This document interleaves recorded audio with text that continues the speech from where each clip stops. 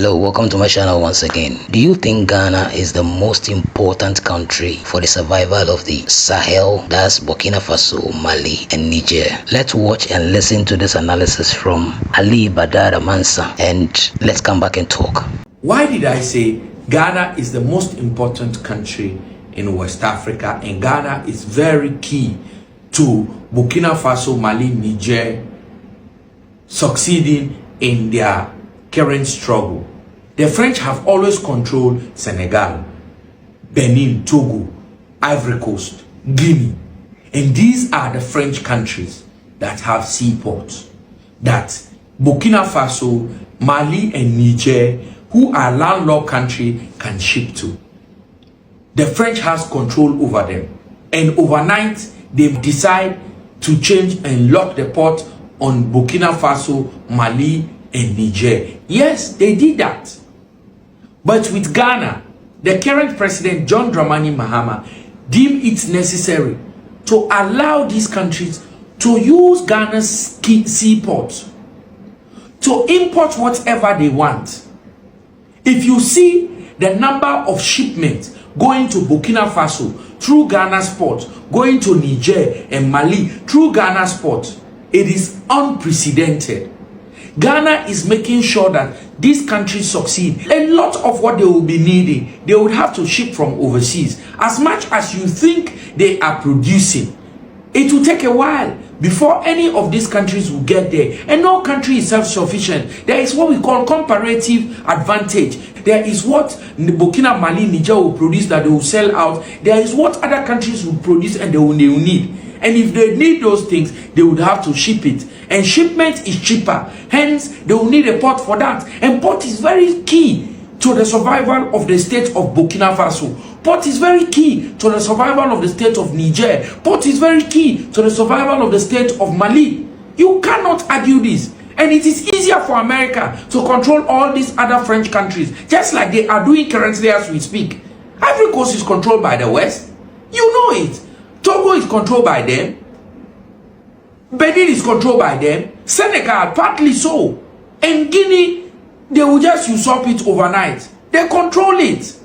But Ghana, hell no. This is KWAME Nkrumah's country. Are you kidding me? Do you know what it means? I do understand the past president, his foreign policy do not align with that of Burkina and the rest. But the one that is there now, somebody KWAME Nkrumah is living within him, and you think he's going to sell Burkina out? You saw what he did? The man came in as a president. The very first thing he did was to go there, tell these small boys that don't worry. I understand your plight. I know your struggle. And I'm going to make sure that you succeed in whatever you are doing. He gave them assurance. He gave them his support. Don't forget, Russia is supporting these countries. The current president of Ghana, he went to school in Russia. Yes. John Dramani Mahama went to school in Russia. He's in a very good relation with Russia. Most of his policies are geared towards making sure that Ghana is free from colonial rule. That is the same thing with KWAME Nkrumah. Don't forget, KWAME Nkrumah was like this with Russia. So also is the current president. That is John Dramani Mahama. He's like this with Russia. Their policies are, we must be independent. No country should come and interfere into our affairs. Some people show concern over Russia. As for Russia, I will say this categorically. Somebody who would come to tell you that you see your phone, the actual worth of your phone is 5 cedi. What I want to do is, I want to buy your phone. I want to buy it at 4 cedi 50 pesos, or I want to buy it at 4 cedi. So that I can sell this phone and make a profit of 1 cedi or 1 cedi 50 pesos. And then the other one who comes to you and tell you that, you see your phone, don't worry, it's even worthless. This phone is worth 50 pesos. And then they will come and buy your phone 50 pesos. So they will make a profit of 4 cedi 50 pesos. And then you would only get 50 pesos, which will not be even enough for you. You will end up to go back and borrow their own 2 cedi or 1 cedi to come and add it to your own so that you would survive. That is what the West has been doing to Africa. With Russia, they come and tell you that this is the worth of what you have. This is the market value. And you can increase the market value if only you hold it firm. and then they tell you that we would buy it from you this rate so that we can also make profit. Is it not a fair deal? Is it not called negotiation? Is it not you using your sovereignty to go into trade with another country? So for me, I say this every day. I prefer the Russian way of doing things than that of the American way of doing things. 1001 time. With the Chinese, I like them. They don't interfere as well. I like their policy, regardless of the fact that sometimes when they send their citizens overseas, they tend to abuse power. Yes, that which I feel every country should also put in measures in place to curb. But with the Russians, they don't interfere. They tell you that handle your affairs your way, the way you want it. Let nobody tell you what to do. So Ghana is much more important to these countries. And secondly, Ghana is like big brother to them. Ghana bulldoze whatever force that is coming to them. Ghana gives them that comfort that there is an elder brother somewhere. There is somebody looking after us. What do you think? These are small boys. But look at what the president of Ghana is doing to them. It's giving them stability. Currently, as we speak, Ghana is constructing a railroad from Ghana to Burkina Faso to Niger and Mali. Do you know that construction is ongoing of a rail route?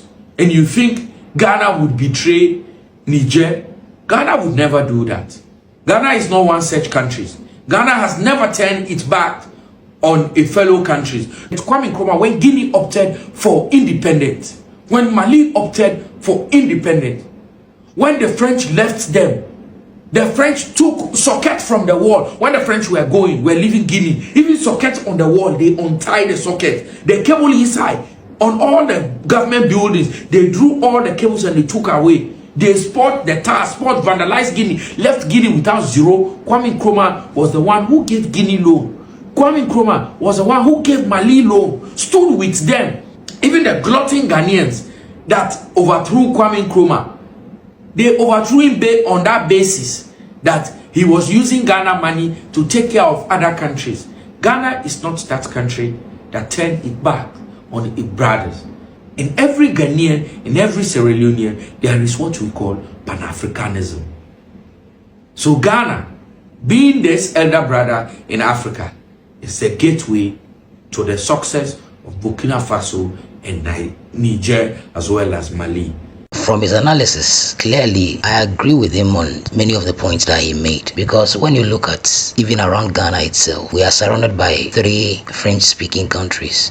The next country is Liberia, and the next is Sierra Leone. The next is a French country. The next one is a French country before you get to Senegal. So Ghana is basically the only country that can be able or can support or help these Sahel countries, because Ghana wasn't colonized by the French. Ghana was colonized by the British, and we are like the only country that we find ourselves right now. And with the leader that we have being so close to the Sahel leaders, there are so many things that they can gain from Ghana, especially this port thing, that everything that they buy, their tractors, everything that they buy from abroad, it passes through our port. And truly, me looking at this, that's why it was very important we Ghanaians have a leader who was in support of the Sahel region, because if not, any leader who will be against them can have a serious consequence within this West African region. So I'm so happy that Mahama, or President Mahama, is very close with them or to them, and everything that they want to do, anything that they want to buy, they are able to buy it right from wherever through our ports and straight into their countries. I've seen that Morocco has signed a deal with them, and they are trying to connect a rail line through Mauritania to Mali and Niger to Burkina Faso, and I think that is also a great thing to see. So we are here, we are gradually looking at what will happen in the near future for the Sahel people. Thank you so much for watching.